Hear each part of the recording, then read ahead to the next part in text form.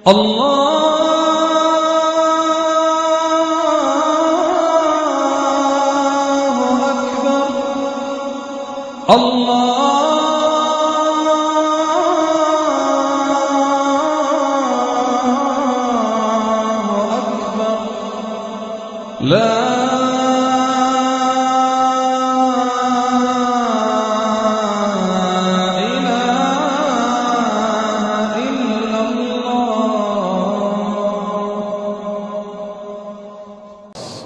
সংক্ষেপে বলছি আমলগুলো কি কি। নাম্বার 1, আল্লাহকে বেশি বেশি স্মরণ করা, জিকির করা। আল্লাহ সুবহানাহু ওয়া তাআলা কোরআনে কারীমে বলেছেন, উযকুরুল্লাহ ফি আইয়ামিন মা'দুদাত, নির্দিষ্ট দিনগুলোতে তোমরা আল্লাহর জিকির করো, বেশি বেশি স্মরণ করো। আল্লাহর স্মরণটা বেশি বেশি হবে। এখন স্মার্টফোন, এটার এঙ্গেজমেন্ট আমাদেরকে আল্লাহর স্মরণ তো পরের কথা, দুনিয়ার অন্য কোনো কিছু স্মরণ করতে দেয় না। এজন্য এটা নিয়ন্ত্রণ করা ছাড়া মানুষ কখনো মুত্তাকি হওয়ার কোনো সুযোগ নাই। নেক্সট সূরাতে শয়তান আসে যে আমি তো ওয়াজ শুনি মোবাইলে, নেক্সট সূরাতে শয়তান আসে আমি তো কোরআন তেলাওয়াত শুনি। আরে ভাই, ওয়াজ শুনেন আর কোরআন তেলাওয়াত শুনেন, প্রত্যেকটা জিনিসের একটা লিমিটেশন আছে। ফরজ নামাজ চলে যাচ্ছে, আপনি মোবাইলে কোরআন তেলাওয়াত শুনতেছেন, সওয়াব হবে না গুনাহ হবে? আপনি ওয়াজ শোনার নাম দিয়া আজে বাজে জিনিসও দেখছেন, চান্সে এসে যাচ্ছে, চোখের সামনে ক্লিক করে দেখে ফেলছেন, তাহলে আপনার জন্য এই মোবাইল টিপাই জায়েজ নাই, কারণ আপনি নিয়ন্ত্রণ করতে পারেন না। ভাইরা আমার, এই দশকে আল্লাহর স্মরণ যেন হয়, সেজন্য অন্য সময়ের মতো বিশেষভাবে স্মার্টফোনের নিয়ন্ত্রণ খুব বেশি জরুরি, খুব বেশি জরুরি। আল্লাহ আমাদেরকে তৌফিক দান করুন। আল্লাহর স্মরণ কিভাবে করবেন? যত প্রকার জিকির আছে সেগুলো করবেন, কোরআন তেলাওয়াত, সকাল সন্ধ্যার জিকির, উঠতে বসতে জিকির, দোয়া, সেগুলো পড়বেন বেশি বেশি। আর স্পেশালি বিশেষভাবে একাকী বসে চিন্তা করবেন, আল্লাহ তাআলা আমাকে সৃষ্টি করেছেন, কত মানুষ আছে যে আমার মতো নেয়ামত পান নাই। আল্লাহ তাআলা আমাদেরকে কত নেয়ামত দিয়ে রেখেছেন। সেদিন এক ভদ্রলোকের একটা প্রশিক্ষণে অংশগ্রহণ করেছে, উনি প্রশিক্ষণ দিতে গিয়ে একটা কথা বললেন যে ভাই, আমাদের সাথে শিম্পাঞ্জির মিল 99.9 কত % যেন উনি বললেন, অর্থাৎ 100-র কাছাকাছি, সামান্য একটু বেশ কম হওয়ার কারণে ও শিম্পাঞ্জি হয়েছে, আমি মানুষ হয়েছি। আল্লাহ তাআলা সৃষ্টি করছেন যে সব কিছুতে প্রায় কাছাকাছি, একটু পার্থক্য, এই জন্য আমি মানুষ হয়েছি, আর সো ওইটা হয়েছে। এই যে পার্থক্যটুকু, এই সামান্য পার্থক্যটুকু যদি একটু হেরফের হয়ে যায়, মানে 0.1% বা তারও অর্ধেকও যদি হেরফের হয়, তখন একটা মানুষ বিকলাঙ্গ হয়ে, প্রতিবন্ধী হয়ে জন্ম নেয়। সবই ঠিক আছে, শুধু ওইটুকু একটু বেশ কম। আল্লাহ তাআলা কত পারফেকশন এনেছেন আমার মধ্যে, কত পারফেক্ট আমাকে বানিয়েছেন। আল্লাহর নেয়ামত নিয়ে চিন্তা ভাবনা করে, এটা আল্লাহ স্মরণের অংশ। সেদিন এক ডক্টরের কাছে গেলাম, প্রফেসর, সিনিয়র মানুষ, তিনি দীর্ঘ সময় আমাকে বোঝাতে লাগলেন বিভিন্ন বিষয়, আল্লাহ কিভাবে আমাদেরকে সৃষ্টি করেছেন। আমি তো সায়েন্সের ছাত্র না, মুগ্ধ হয়ে গেলাম শুনে, সুবহানাল্লাহ, কিভাবে সম্ভব? আমরা যে খাবার গ্রহণ করি সেগুলো কতগুলো ধাপে মল হয়ে, মূত্র হয়ে আমাদের শরীর থেকে বের হয়, তার আগের ধাপগুলো কি, কিভাবে এগুলো আল্লাহ রাব্বুল আলামিন এইভাবে সেট করলেন। এটা এইভাবে কাকতালীয়ভাবে হতে পারে না কোনো পরিকল্পনা ছাড়া। মলদার সম্পর্কে বললেন যে মলদার নিচে, এখানে আল্লাহ পিঠে দিয়ে দিতেন, বুকে দিয়ে দিতেন, তাহলে আপনি কিভাবে আপনার শরীরের আবর্জনাগুলো বের করতেন? কত কঠিন হতো। পারফেক্ট জায়গা আল্লাহ সেট করেছেন। আবার সেটাকে এমনভাবে আল্লাহ তাআলা তৈরি করেছেন যে মলমূত্র এমনিতে বের হয়ে যায় না, ওইটা বন্ধ থাকে। আবার যাতে বের হওয়া সহজ হয়, তার জন্য পানি যতটুকু প্রয়োজন মলের সাথে ততটুকু দেওয়া হয়, আঠালো পদার্থ তৈরি হওয়ার ব্যবস্থা করা হয়, না হলে এটা ছিঁড়ে যাবে, ফেটে যাবে। মানে কত কিছু যে আছে। প্রায় 2.5 ঘন্টা, আমি একটা রোগী, আমাকে উনি 2.5 ঘন্টা সময় দিলেন। অবশ্য রাতে, অন্য রোগী ছিল না কেউ, সব শেষ রোগী ছিলাম আমি। 2.5 ঘন্টা উনি আমাকে বোঝালেন এবং আমি মুগ্ধ হয়ে গেলাম, সব ভুলে গেছি আমি কাজ কাম বাদ দিয়ে। সুবহানাল্লাহ। বললেন যে ভাই, আল্লাহ তাআলা কি নিয়ামত আপনার ভিতর দিয়ে রাখছে, আপনি এটা বুঝেন তো আপনার কপাল সিজদায় অবনত এমনিতেই হয়ে যাবে। তো আল্লাহর স্মরণের অংশ হিসাবে এগুলো, যে আল্লাহর কুদরত নিয়ে চিন্তা করা। আর সব বাদ দেন, আল্লাহ আমাকে হাত পা সুস্থ রেখেছেন, কত মানুষ অসুস্থ। সাধারণ নেকামলগুলো বেশি বেশি করবেন। সাধারণ নেকামল যেমন কোরআন তেলাওয়াত করা, দান সাদাকা করা, নফল রোজা রাখা, তাসবিহ তিলাওয়াত করা, ভালো কথা বলা, সৎ কাজের আদেশ দেওয়া, অসৎ কাজ থেকে বাধা প্রদান করা, এই রুটিন ভালো কাজগুলো, নর্মাল ভালো কাজগুলো পরিমাণে বেশি বেশি বেশি বেশি করতে থাকে। 3 নম্বর আমল হলো গুনাহের কাজ এই 10 দিন অন্তত অন্য সময়ের চাইতে একটু হলেও কমাবার চেষ্টা করবেন, গুনাহের লাগামটা ধরার চেষ্টা করবেন। কারণ এই দশক মর্যাদার দশক, এই দশক আমলের দশক। অতএব এই টাইমে গুনাহ করলে অন্য টাইমে গুনাহের চাইতে বেশি ভয়াবহ হবে, এটা কমাবেন।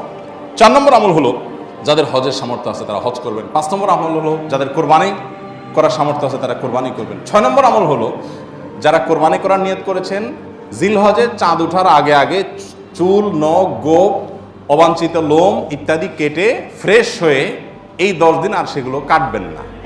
এটা করবেন হলো কোরবানির পরে। তাহলে জিলহজের চাঁদ ওঠার সম্ভাবনা সোমবার সন্ধ্যায়, সোমবার দিনের বেলার মধ্যে এগুলো সব ফ্রেশ করে আপনি অপেক্ষা করবেন কিসের জন্য? কোরবানির জন্য। এই 10 দিন পর্যন্ত আর নখ কাটবেন না, চুল, গোপ কোনো কিছু কাটবেন না। এটা কোরবানি যিনি করবেন তিনি করবেন। যদিও কোনো কোনো বর্ণনার আলোকে বোঝা যায় যারা কোরবানি করবেন না তারাও যদি এটা করেন তাদেরকে আল্লাহ তাআলা আজর দান করবেন। 7 নম্বর আমল হলো তাকবীর, তাহমিদ, তাহলিল বেশি বেশি পড়া। ফাকফিরু ফিহিন্না মিনাত তাকবীরি ওয়াত তাহমিদি ওয়াত তাহলিল। নবী সাল্লাল্লাহু আলাইহি সাল্লাম বলেছেন এই দশক যখন শুরু হবে তখন তোমরা বেশি বেশি তাকবীর বলবে, মানে আল্লাহু আকবার বলবে, বেশি বেশি তাহলিল বলবে, বেশি বেশি তাহমিদ বলবে, লা ইলাহা ইল্লাল্লাহ বলবে, আলহামদুলিল্লাহ বলবে। এই জন্য এই 10 দিন পুরো সময় জুড়ে এটা করবেন। ওই যে বলছিলাম শুরুতে সাহাবী কথা, একজন সাহাবী এই দশক শুরু হলে বাজারে যেতেন শুধু কি জন্য? এই আমলটা করার জন্য। বাজারে যেয়ে সবাই বাজার কেনাকাটায় ব্যস্ত, উনি যে উচ্চস্বরে বলতেন আল্লাহু আকবার, আল্লাহু আকবার, লা ইলাহা ইল্লাল্লাহ, আল্লাহু আকবার, আল্লাহু আকবার, ওয়ালিল্লাহিল হামদ। এর উনি বাজারে গিয়ে বলতেন। উদ্দেশ্য কি? অন্যদের যত স্মরণ।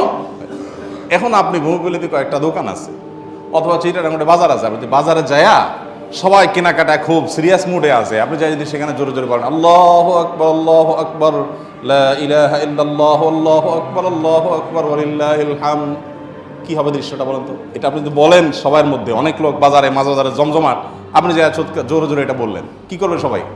সবাই তাকায় বলবে ব্যাপার কি, সমস্যা আছে নি, কোনো অসুস্থতা আছে কিনা বেচারা। এটা না বলবে ওই যে সবাই যে অসুস্থ, সবার যে ইমানের রোগ, তাকওয়ার রোগ, এই জন্য সুস্থ মানুষকে কি মনে হয়? অসুস্থ মনে হয়। কারণ এটা তো দেখতে অভ্যস্ত না সে। আমি এই জন্য বলি ভাই, এই সুন্নতটা ওই সাহাবীর সুন্নতটা জিন্দার নিয়তে একটু দোকানে যায়, যা সবাই চা খাচ্ছে একটু একটু চিৎকার করে বলার দরকার, একটু জোরে বলেন যাতে তারা শুনে। যদি দেখেন যে তারা অন্যভাবে তাকাচ্ছে, বুঝতেছে না, পিঠে হাত দিয়ে সুন্দর করে একটা মুচকি হাসি দিয়ে বলেন ভাই এই দর্শকে বেশি বেশি তাকবীর পড়তে হয় তো, এই জন্য আমি একটু জোরে বললাম যাতে আপনার স্মরণ হয়। দেখবেন সেখান থেকে অনেকের বিবেক খুলে গেছে, উনি পড়বে ইনশাআল্লাহ। চেষ্টা করা যাবে তো ইনশাআল্লাহ। তাহলে তাকবীর, তাহমিদ, তাহলিল জোরে পড়বেন। আমি প্রতি বছর আপনাদেরকে এই কথা শুনাই, এবছরও বলি। সেটা হলো মিডল ইস্টের বিভিন্ন দেশে দেখা যায়, বিশেষ করে সৌদি আরবে, সামাজিক সৌন্দর্য। বিভিন্ন গলিতে যখন ঢুকবেন জিলহজের এই 10 দিন আপনি দেখবেন তাদের গেইটের ওখানে ছোট্ট একটা ওই যে ব্লুটুথ ডিভাইস লাগানো আছে, এখানে সারাক্ষণ তাকবীর সুমধুর কণ্ঠে চলছে, আল্লাহু আকবার, আল্লাহু আকবার, লা ইলাহা ইল্লাল্লাহ, আল্লাহু আকবার, আল্লাহু আকবার, লিল্লাহিল হামদ।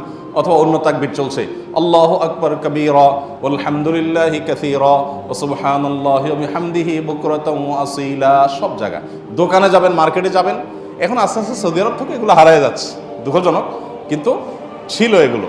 এবং এখনও অনেক জায়গা আছে যে দোকানদার ওই মৃদু কণ্ঠে এটা চালায় রাখছে। আর আমাদের ঈদুল আজহা আসছে, এখন জাগানাকা গানের ছোটে আপনি হাঁটতে পারবেন না কোথাও। গরুর বাজার, ছাগলের হাট, গান চলে। এখানে আমি যখন ভূমিপল্লী ছিলাম, এইখানে যে বাজার হয়, আমি যাই থামাইছি 2 দিন, যাই সেখানে কমিটির লোকদেরকে ধরলাম, ভাই ঈদুল আজহা একটা ধর্মীয় দিবস, কাজটা ধর্মীয়, আর সেখানে আপনি জাগানাকা গান লাগায়া গরু বেচতেছেন, ছাগল বেচতেছেন। আল্লাহ তো বিবেক দিছে অন্তত, এখানে অন্য কিছু লাগান, এটা কি রে ভাই? আর আপনার গানের অত্যাচারে আশপাশে মানুষ ঘুমাইতে পারে না, থাকতে পারে না, এ কি মানুষ? এ কোনো মনুষ্যত্ব তো থাকার কথা না। 2 বার আমি গেছি শরীরে, এবং যা তাদেরকে অনুরোধ করে হাতে পায়ে ধরে বুঝায় থামাইছি। সারা বাংলাদেশে এই চিত্র, আপনি কয় জায়গায় যাবেন যে জাকানাকা গান চলছে, চলার কথা তাকবীর, তাহমিদ, তাহলিল। তো আমরা চেষ্টা করবো তো ইনশাআল্লাহ তাকবীর, তাহমিদ, তাহলিল করার, বাচ্চাদেরকে শিখিয়ে দিব। আর আরাফাতের দিন সকাল থেকে, জিলহজের 9 তারিখ ফজর থেকে নিয়ে 13 তারিখ আসর পর্যন্ত প্রত্যেক নামাজের পরে একবার করে তাকবীর তাশরিকটা বিশেষভাবে পড়তে হবে, নারী পুরুষ সবাই। আর 9 নম্বর আমল হলো আরাফাত দিন রোজা রাখবেন। আরাফাত দিন রোজা রাখলে কি লাভ হবে? 1 বছর আগের আর 1 বছর পরের অগ্রিম, পরের বছর যদি বাঁচেন সেটারও ছোটোখাটো গুনাহগুলো আল্লাহ তাআলা মাফ করে দিবেন। আর 10 নম্বর আমল হলো ঈদুল আজহার সকল সুন্নতগুলো আদায় করবেন। চেষ্টা করবো তো আমরা ইনশাআল্লাহ। কোরআনের পাতা, তসবির দানা, জায়নামাজ, দোয়া, চোখের পানি, এই স্মৃতিগুলো কি আমাদের মাথায় ভাসে? তার মানে কি আমরা সঠিক জায়গায় আছি? জিলহজের প্রথম দশকের চাঁদ ওঠার সঙ্গে সঙ্গে আমার স্মৃতিতে যা ভাসা উচিত তা কি ভাসছে? ভাসছে যেটা, সেটা ঠিক আছে, কিন্তু শুধু সেটা ভাষাটা ভুল। জিলহজের প্রথম দশকের চাঁদ ওঠা মানেই হলো দাঁতে কচমচ করা গোশত খাবো। কেন গোশত খাবেন? ভালো কথা, গোশত খাওয়ার আগে কাজ করেন, কাজ না করে খাবেন কোত্থেকে? আল্লাহ, কখনো কখনো আল্লাহর বান্দাদের থেকে আল্লাহ এমন এমন কথা বলায় নেন যেটা আসলে ইমান জায়গা নিয়ে। গত কয়েকদিন আগে আমার মা বেড়াতে আসছেন, উনি একটা কথা বললেন। সকাল নাস্তা করতে করতে 10টা-11টা বেজে গেছে। নাস্তা করার পর আবার একটু পরে জোর পরে দুপুরের খানা খাইতে বসলাম আমরা। তো আম্মা হঠাৎ করে বললেন যে বাবা, নাস্তা খাওয়ার পর থেকে দুপুরে খাইতে বসলাম, একটু আগে নাস্তা খেলাম, এখন আবার ভাত খাইতে বসলাম, এর মধ্যে কি এমন কাজ করছি যে আমি আবার ভাত খাওয়ার উপযুক্ত হয়েছি? নাস্তা খাইছি কেন? শরীরে এনার্জি তৈরি করছি, এই জন্যই তো। এই এনার্জি দিয়ে আল্লাহর কি ইবাদত করছি যে আল্লাহর আরেকটা নামে তখন খাইতে বসছি? কোন মুখে? আগের যেটা খেয়েছি সেটার একটা হক তো আদায় করবো, কিছু ভালো কাজ তো করবো, তারপরে না আবার এনার্জির জন্য আমি খাওয়া দাওয়া করবো। আগেরটা করছি করে এখন আবারটা খেতে বসছি, মাঝখানে আমার অ্যাচিভমেন্টটা কি, অর্জনটা কি? আমি চিন্তা করলাম যে কত বড় কথা, অথচ এটাই বাস্তবতা যে আমি কোরবানির গোশত খাবো, দাঁত কসমস করছি, ভালো কথা, তার জন্য আমি কি অ্যাচিভমেন্ট করেছি, আমার অর্জনটা কি? যে আমি আল্লাহর দেওয়া নেয়ামত, আল্লাহ তো কোরবানির গোশতটা আমাদেরকে খেতে দিয়েছেন, এটা হলো হাদিয়া, এটা হলো আল্লাহর তরফ থেকে আমাদের জন্য। কি কিভাবে হাদিয়া? দুনিয়াতে এমন কোন দান আছে যে দানকারী নিজে আবার খায়? আছে কোনো দান? আপনি মসজিদে টাকা দিছেন, এখন এই টাকার মালিক কে? কে মালিক? না মসজিদ কমিটি? মসজিদ কমিটি মালিক? মালিক হলে তো মসজিদ কমিটি বাইরে নিয়ে যেতে পারতো। মালিক কে? আল্লাহ। আমরা মসজিদে টাকা দেওয়ার মানে হলো আল্লাহ আপনাকে খুশি করার জন্য দিলাম, আপনাকে তো ডাইরেক্ট দেওয়ার সুযোগ নাই, আপনার ঘরে আমি দিলাম, এটা আপনাকে দিলাম, বিনিময়ে আবার আপনার কাছ থেকে নেব, তাহলে আল্লাহর সাথে গিভ এন্ড টেক হচ্ছে, তাই না? মসজিদ কমিটি শুধুমাত্র সেটার আল্লাহর প্রতিনিধি হিসাবে সেটা ইউটিলাইজ করেন, কিন্তু মালিক কে? এই জন্য কোনো লোক যদি মসজিদে দান করে, মাদ্রাসায় দান করে, কোনো গরিবকে দান করে আবার দানের কোনো ধাপ দেখায়, তাহলে তার দান আল্লাহ গ্রহণ করেন না। কেন গ্রহণ করেন না? কারণ তুমি তো আমাকে দাও নাই, তুমি সেখানে দিয়ে ভাব ধরেছো যে এটা তো আমার দান, আমার দেওয়া, এবং সেটার ফিডব্যাক তুমি আশা করছো, তাহলে আমার কাছে তুমি আর আশা করতে পারো না। আমার জন্য দিয়ে থাকলে শুধু আমার কাছে আশা করবা, আর কারো কাছে কিছু আশা করবা না। তো আল্লাহ রাব্বুল আলামিনের দান, আল্লাহর জন্য দেওয়া, যত অপশন আছে আপনি দেখেন। আপনি একটা গরিবকে কিছু টাকা দিলেন, দেওয়ার পর আবার সেটা আপনি ফেরত দিতে পারেন, এটা তার হয়ে যায়। মসজিদে দিয়ে দিয়েছেন, মসজিদের হয়ে গেছে, মাদ্রাসা দিয়ে দিয়েছেন, মাদ্রাসার হয়ে গেছে। যত দান আছে দেওয়ার পরে সেটা নেওয়ার সুযোগ আছে, একটা দান শুধু আছে, একটা দান, সেটা হলো কোরবানি। যে দান করার সময় আপনি বলছেন বিসমিল্লাহ আল্লাহু আকবার আল্লাহুম্মা মিনকা ওয়ালাক, আল্লাহ এই পশু আপনার থেকেই পাইছি, আবার আপনার উদ্দেশ্যে এটা আমি জবাই করে দিছি, এর কোনো কিছু আমার আশা নাই, আমি আপনার উদ্দেশ্যে দিয়ে দিছি। এটা আমি নিজের বাসায় গোশত কিনতে হয় সেজন্য জবাই করি নাই, আমি আপনার নির্দেশ পালনার্থে জবাই করেছি। তাহলে এই গোশতগুলো মূলত আমাদের কাছে আর ফিরে আসার কথা? এটা তো সব আল্লাহর পক্ষ থেকে গরিবদেরকে দান করার কথা, তাই না?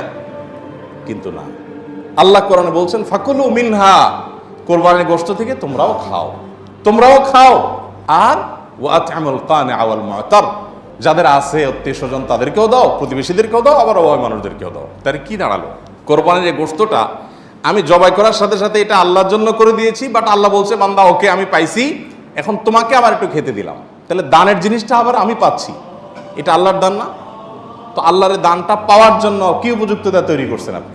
আমাদের এই প্রশ্ন বিবেকে জাগা উচিত যে আমি কি উপযুক্ত তৈরি করেছি। এই জিলহজের প্রথম 10টি দিন ইবাদত বন্দিগি করার মাধ্যমে আল্লাহর সেই উপঢৌকন পাওয়ার উপযুক্ততা আমার মধ্যে তৈরি হবে। আমি শুধুমাত্র পানি সেচার সময় নয়, মাছ ধরার সময় হাজির হয়ে গেলাম, 10 দিন ইবাদত বন্দিগির খবর নাই, ঈদের সময় দাঁত কসকস করে গোশত খাইতে বসে গেলাম, এটা হতে পারে না। দেখেন, ইসলামের সৌন্দর্যের একটা দিক হলো এটি যে আপনি রমাদান জুড়ে ইবাদত করবেন, সারা রমাদান জুড়ে পরিশ্রম করবেন, এরপর আল্লাহ তাআলা বলবেন বান্দা জান্নাতের আনন্দ তো পরে, নগদ তোমাকে একটা ঈদ দিলাম, আনন্দ করো। বলেন ঈদের আনন্দের যে নির্মলতা, ঈদের আনন্দের যে আপনার অনুভূতি, এই অনুভবটা অন্য কোনো আনন্দে পাওয়া যায়? পাওয়া যায়। মানুষ ঈদের বিকল্প দাঁড় করানোর জন্য বহু চেষ্টা করে, অমুক দিবস তমুক দিবস, হান তান, কিন্তু কোনোটাতেই আসলে ঈদের জায়গাটা কখনো পূরণ করা যায় সম্ভব। আল্লাহ তাআলা নিজে বান্দাকে অলৌকিক এক আনন্দ দেন, লৌকিক কোনো আনন্দ না। এখানে এই আনন্দটা ভেতর থেকে আসে, গরিব ধনী সবার মধ্যে আসে। তো এটা যে দিচ্ছেন আল্লাহ তাআলা, তার জন্য আগে একটা ইবাদতের মৌসুম রেখেছেন, রমাদানের 30 দিনের মৌসুম, আর এই ঈদুল আজহাতে 10 দিনের মৌসুম। এই পুরো সময় ইবাদত বন্দী করবেন, এরপর আপনি ঈদ উদযাপন করার জন্য নিজেকে উপযুক্ত হিসাবে আশা করতে পারেন। আল্লাহ আমাদেরকে তৌফিক দান করুন।